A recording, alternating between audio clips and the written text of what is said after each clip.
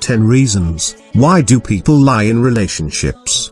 In this video, I'll show you also 7 ways to stop lying. Welcome to Lifestyle Therapy channel. Stay tuned.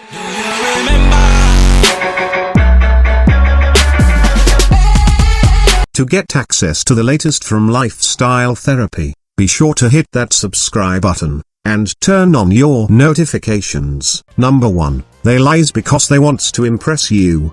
Lying to make oneself look more impressive is the most pervasive motivation for lying in dating and romantic relationships.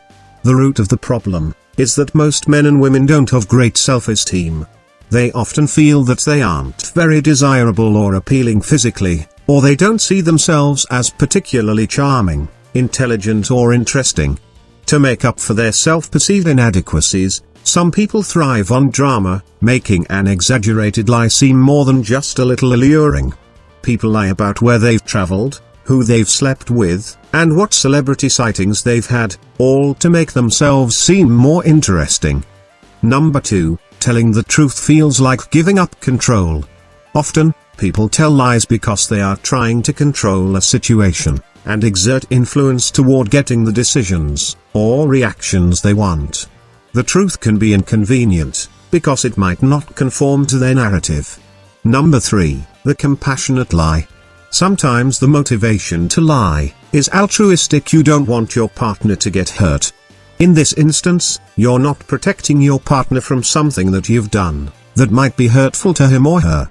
Rather, you're trying to shield your partner from something you discovered. For example, you overheard a neighbor say, "He doesn't like your wife," or an opinion that you believe would be upsetting. Your wife asks if you like her new haircut, and despite her uncanny resemblance to one of the Three Stooges, you respond with a definitive, "I love it." Number 4, insecurities. One study done by Scientific American shows that 90% of people lie on their online dating profile. People often lie to cover up insecurities they have.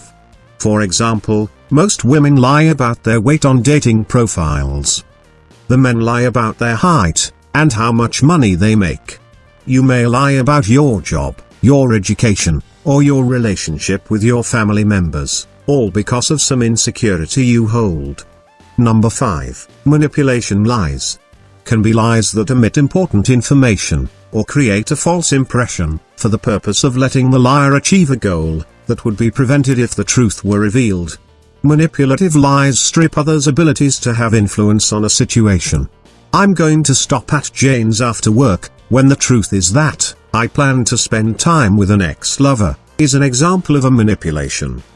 Number 6, they don't want to disappoint you. It may not feel like it to you, but people who tell lie after lie are often worried about losing the respect of those around them. They want you to like them, be impressed, and value them. And they're worried that the truth might lead you to reject or shame them. Number 7, they lies to avoid something. Your date may lie because he or she is trying to avoid any number of things: a kiss or sexual activity, a date or spending more time together, or meeting your friends or family, among other possibilities. Most people, in general, don't love confrontations, so lying as a form of avoidance makes intuitive sense, even though it is a problem that hurts many relationships. Number 8, lying about family. Why do people lie? Obviously, you haven't met their families yet. Many people lie about family members, to avoid embarrassment or out of protection. Often people lie about parents who have abandoned them, addicts in the family, or they lie about sickness or mental challenges a family member might have. They even lie about the reason why they don't communicate with family. Number 9, the spiteful lie. In this case, lies are used as weapons to hurt someone. School children often do this, fabricating rumors that are designed to put down others. In social settings such as school, this is sometimes done to ostracize someone from a peer group, while solidifying the liar's position in the group. When this occurs in a marriage or relationship, it's usually when anger is at an all-time high, or the relationship is being dissolved. It's less common for this type of lie to occur while the couple is committed to a future together, although some couples do report fighting dirty and saying hurtful, untrue things while they argue. If you've lied to your partner recently, feel the urge to lie, or if lying has been a problem for you in general, begin to question your motivation for spinning these tales. Number 10, because they're cheating. Academic survey researcher Tom Smith report, 15% to 18% of married couples have affairs during their marriage. With the digital footprints we all leave behind us, in the digital snow it's pretty hard to get away with cheating these days. Even if your partner finds out months after you start, they're going to find out eventually. Still, cheating is one of the biggest and most devastating secrets in a relationship. Being betrayed by someone you love is one of the biggest hurdles anyone ever faces in life. Lies lead to broken families, loss of income, and loss of trust.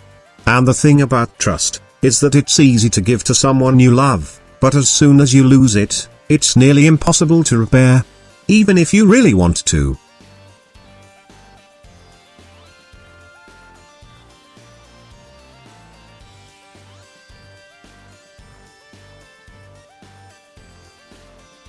Seven ways to stop lying. The benefits of lying may be several, but it all comes down to this. Do you like the person you've become? Do you like lying to the ones who love you, and trust you with all their heart? If you genuinely want to stop lying, and transform your life into a happy, guilt-free and less panicky existence, here's what you need to do. Number 1, understand the fact. Realize that the lying is getting out of control. You don't like the fact that you lie so much to everyone, so why lie? Number 2, have self-respect. Most liars don't have self-respect. They believe that the truth would make them appear bad. Believe in yourself and respect yourself. You'll become a better person, and refrain from doing anything that may force you to lie. Number 3, have moral principles. If you have strong principles and follow them, you won't have to lie to anyone. Be your own judge, and avoid indulging in something that you have to lie about. If you have to lie about it, you do know that whatever you're doing is wrong, so why do it in the first place? Number 4. If you're wrong, you're wrong. Learn to accept your fault, instead of letting someone else take the blame. Sometimes, the consequences can feel better than the guilt. Number 5. Don't answer too fast. It's alright to take time to think. Compulsive liars don't think before they talk. Lies just flow out, even before they make up their mind about whether they want to lie, or tell the truth. Number 6. Put yourself in the other person's shoes. Would you like to be lied to all the time? Wouldn't you feel hurt if you knew that your partner is constantly lying through their teeth, for no reason at all? Number 7. Talk to someone you trust.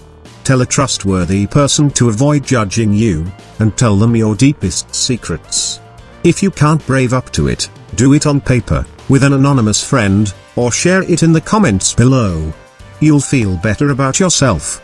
Understanding why we lie in our relationships, and developing the necessary self-esteem, or communications skills to be truthful, are key to stopping the behavior. If you or your partner need help to rebuilding trust in your relationship, I highly recommend you to read this book, The Science of Trust, Emotional Attunement for Couples. In this book, John Gottman presents a new approach to understanding and changing couples, a fundamental social skill called emotional attunement, which describes a couple's ability to fully process and move on from negative emotional events, ultimately creating a stronger relationship. Most people say they lie to avoid causing negative feelings, sidestep conflict, and to escape hurting or insulting a partner. But are these reasons altruistic, or are they just the result of a person not being able to handle conflict or unpleasantness? Or is it because they do not have the skills to communicate about a touchy subject? Or do they feel excited by deceiving someone? Do they want to hang on to a less than satisfying relationship, but don't want to put in the effort to make it better? Some people lie because they believe that no one can like or love them the way they are. Deception can trick couples into thinking they are keeping a relationship going, or in some sense lubricating it, but this often means they are neglecting to develop much-needed communication skills, good intimacy, and solid trust. I hope you enjoyed the video. If you find it useful, don't forget to share it, and make sure to subscribe to see more video in the future. Thanks for watching, and see you soon.